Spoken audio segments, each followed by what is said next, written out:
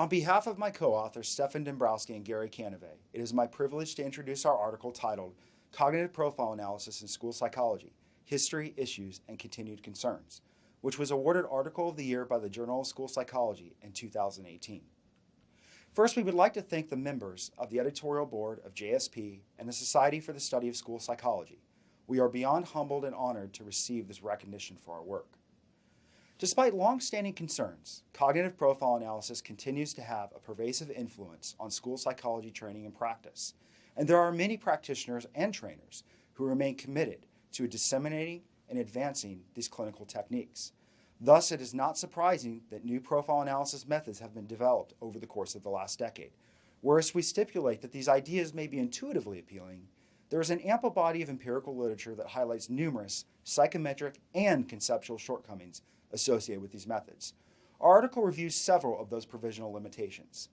Yet much of this literature is old, and there may be a temptation to regard these findings as being dated. In fact, the genesis of our article can actually be traced to our experiences over the last few years discussing these matters in various social media forums where some practitioners balked at even reading seminal writings on these matters because they were considered to be outdated.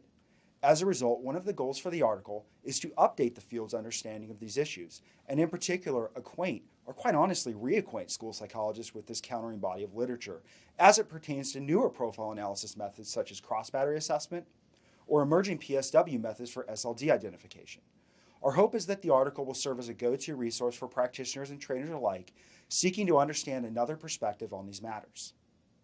Our findings indicate that the concerns raised by previous widely cited articles such as McDermott et al. 1990-1992, Mackman and Burnett 1997, and Watkins 2000 about the basic reliability and validity of these methods have likely yet to be overcome, and that contemporary profile analysis methods may be nothing more than reparameterizations of previous ideas.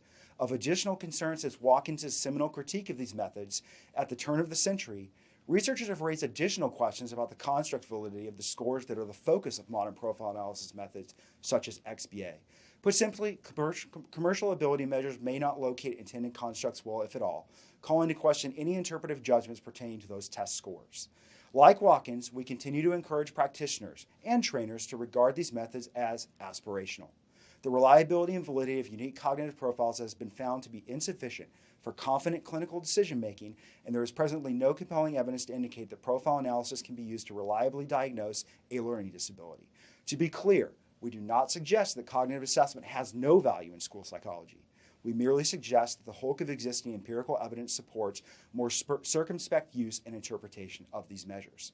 Like many practitioners, we were also taught to employ these same interpretive practices, and their utility was presented in our training programs as settled science. It was only when we began our careers as practitioners in the schools that we began to interrogate the literature on these matters more thoroughly, discovering that the empirical support for cognitive profile analysis was less than compelling. Accordingly, our article raises concern about the methods and venues in which these techniques are presently being advanced, in particular the non-empirical books, chapters, interpretive manuals, and workshop circuits where the concerns and literature outlined in our view are rarely cited. In some, we encourage practitioners and trainers to consider these provisional limitations when discussing these matters.